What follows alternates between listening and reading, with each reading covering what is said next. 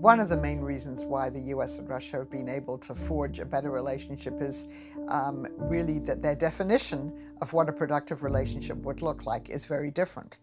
After the collapse of the Soviet Union, the United States believed that Russia would move away from a communist system to something that resembled more like a Western system. At least it would become more open politically.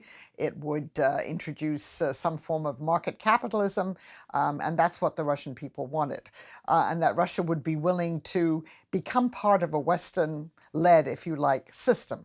What we've seen happen, and it's become much more coherent since Putin became president, is that Russia really would like the United States and other countries to treat it as if it were the Soviet Union, even though it isn't the Soviet Union anymore. And that means primarily recognizing its right to have a sphere of influence in the post-Soviet space. So I think there are many other reasons why our definitions of a productive relationship are different, but I think that's the one at the core would be for the Russians accepting the legitimacy of their right to have a veto power on what their neighbors do.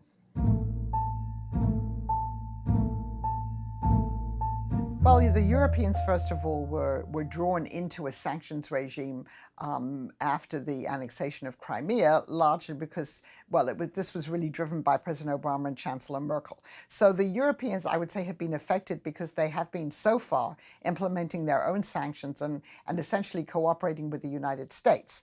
That's the European Union as a whole. So Germany has been pretty tough on all of this because I think Chancellor Merkel saw with Russian actions in Ukraine, her dream of a peaceful Europe, in harmony, whatever, shattered by this kind of aggression on Europe's doorstep. At the moment, everything still holds together, but it's quite possible that that could break down, particularly if the United States and the European Union get into a trade war with each other.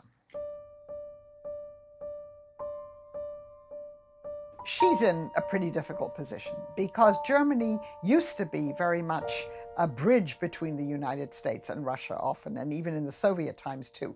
In other words, Germany did have a much better relationship with Russia, particularly in the post-Soviet times, because Germany is eternally grateful to Gorbachev, certainly, for allowing German unification to happen. So really, until 2014, the Germans, they didn't have sanctions on Russia, and they were always reaching out to Russia via the EU Partnership for Modernization, trying to integrate Russia more into the European system. That stopped in 2014. So with the aggression in Ukraine, that's when Chancellor Merkel, became increasingly irritated, I would say, at Putin, in fact, telling President Obama that he, quote unquote, lived in another reality. So between 2014 and President Trump's election, you really had a pretty close US-German cooperation, holding the line on being tough on Russia, particularly with the sanctions. When President Trump came into office, I think Chancellor Merkel was concerned about whether the US would suddenly, as President candidate Trump had suggested, make a deal with Russia, improve ties with Russia, and maybe part of the deal was lifting US sanctions unilaterally, which I think he would have wanted to do. And also basically saying to the Russians, okay, Ukraine's in your sphere of influence. I think in terms of Russia, probably the Germans are assuaged at the moment that President Trump hasn't been able to do any of those things.